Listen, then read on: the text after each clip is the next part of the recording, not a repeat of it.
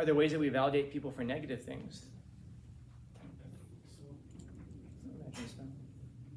I was talking last period, it came up where I said if a student comes in here wearing a dog costume and insists that they identify as a dog, should I validate that with this person?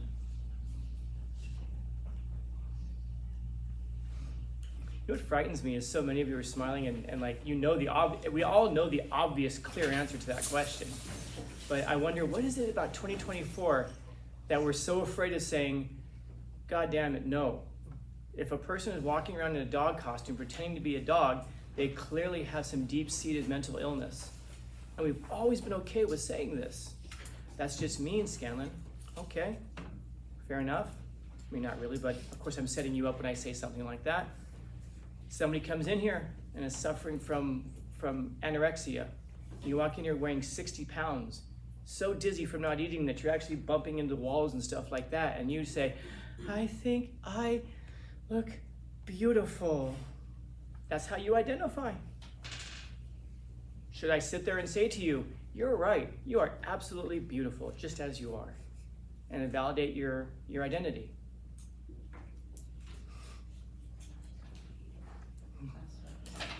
I hope this is uncomfortable silence and not silence that's clearly obvious, which is of course not, because there's a deep-seated, in that case, mental and physical ailments going on that can be addressed.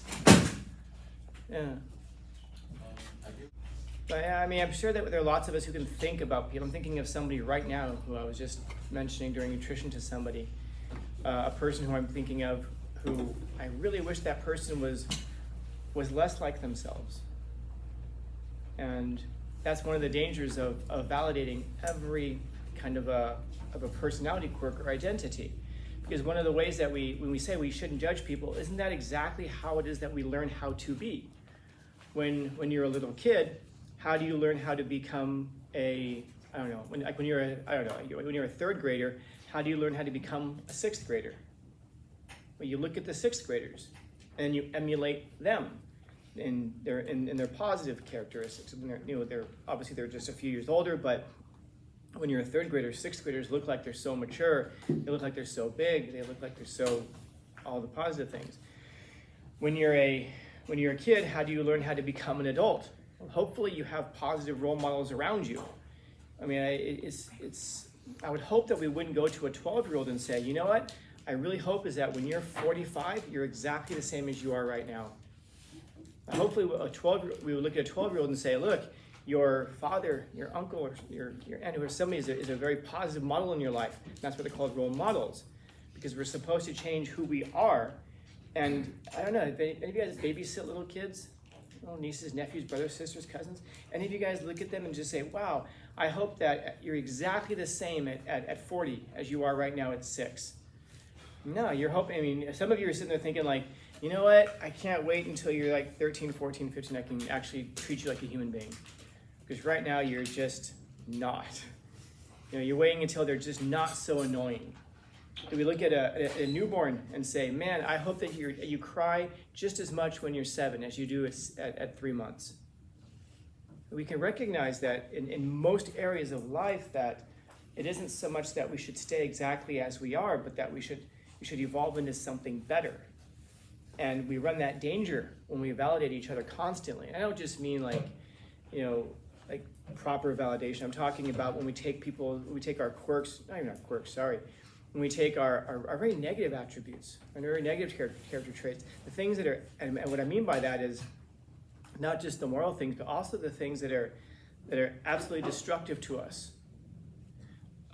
If someone comes in here and they're wearing a dog costume, and I say, wow, you are so brave for wearing a dog costume and carrying a bone around and going by a name and communicating to me with woofs. That's so wonderful. What's that? It's like the Japanese man with the $10,000 dog. Yeah, exactly. Dude went out of his way to really fit. Now, what does that guy do for a living? Yeah, right? Like, a lot of furries, like, actually have well-paying jobs, and it's, like, surprising. I'd be surprised if any of them actually do. and I mean that. It's one thing to throw it online and say, I have this six-figure job. How often do you do it? Oh, you go home and you put on a costume. That's not an identity. That's a, I'll leave it at that. That's something you do at home with yourself. But to actually put on that identity, you're not, and besides which, you like, how many are out there and how many have those well-paying jobs? We like to look at the one exception and go, look, I had a friend who, growing up, he just absolutely loved Metallica, the band Metallica. And if any of you guys are Metallica fans, if you know anything about the history of Metallica, they kind of just put it all on the line. They went for it. They gave up their jobs. They bought a van. They threw all their gear in a van. They went on tour and they would play wherever they could play, whatever clubs they could. They did as many shows, gathering as many fans as they possibly could. And it took them a long time. And you can look at them and go, yeah, but they did it on their own terms and they made it. And then this friend of mine was, started to do the exact same thing. And he said, dude, Metallica did it. I'm like, yeah, but how many bands have tried that? And why do we know Metallica? Because they're the one who actually pulled it off. Very few bands actually pull it off. Very few people who are furries have these rewarding, long-term, satisfying careers. But that's the thing. We'll look to the one and say that's the one. How many don't? How many actually that expression of an identity is actually represents a very deep-seated psychological trauma that will lead to early suicide? Because those numbers are available. We do know what those numbers are. How come we don't talk to the nearly 50% who do that? Why do we like to look to the 1 or 2 who are online influencers who really are probably just gaming the system? They're probably not even really legitimate. They're just good at getting clicks. And we're so worried about invalidating people. I was talking last period about, there's this YouTuber, he has a huge channel. There's a few, I want to say it was like maybe 3 or 4 years ago. You can go find the video for this. He went to a Planned Parenthood. He's a big dude, like 6'4". He's this big, strong dude. And he put on a wig. He barely even tried. And he went in and said, I identify as a woman, and I think I might be pregnant. And they were like, okay, you're a biological. He says, I identify as a woman. They go, okay. And they gave him they gave him the pregnancy test. We went in the bathroom to do it. He took the urine from one of his interns who was pregnant and used that urine for the test. And then he came out and he was like playing it up, man. And then they did the test and they came back, and of course, how did it come back? Pregnant. And they were congratulating him. He said, oh my God, I can't believe I'm gonna be a mother. Blah, blah. Some of you should be open-mouthed right now. Because some of you I know this. What happens if you're a man and you pee on a pregnancy test and it comes back positive? What does that mean? You have advanced cancer. You need treatment like now. And did they tell him? No. They just said, congratulations, you're gonna be a mom.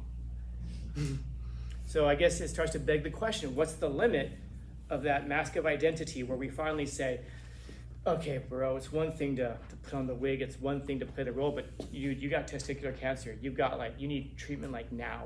You need to get this stuff taken care of. And at what point do we just finally go, congratulations, man. I'm sorry, congratulations, ma'am. You've got this. You're gonna be a mom.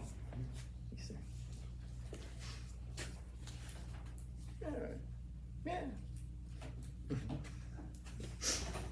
And it's funny because I asked that question, I can feel the tension in the room as people are getting nervous, like, what's he exactly saying? I don't know, I guess I'm wondering what exactly you're thinking. What's more important to you? The ideology or this person's life? And if it's the ideology, I hope you don't walk around saying you care about people. Because that person, if that was legitimate, would be dead today, if that was the case. So I don't know. How do you work these things out? Well, yeah, that's part of the question, isn't it? How far do we go in telling people you're fantastic and perfect and wonderful just the way that you are? And how far do we go in correcting people? Well, it's not my place to correct. Well, then whose is it? Somebody else's. No, I hope that they survive long enough then to find that person.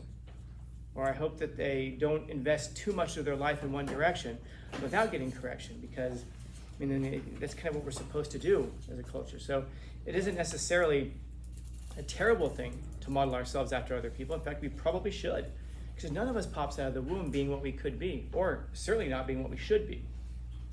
And very few of us, even as we grow up, are what we could be or should be without those kinds of positive directions. And so I don't think it was this class, but I was asking one of my classes before break who our role models are.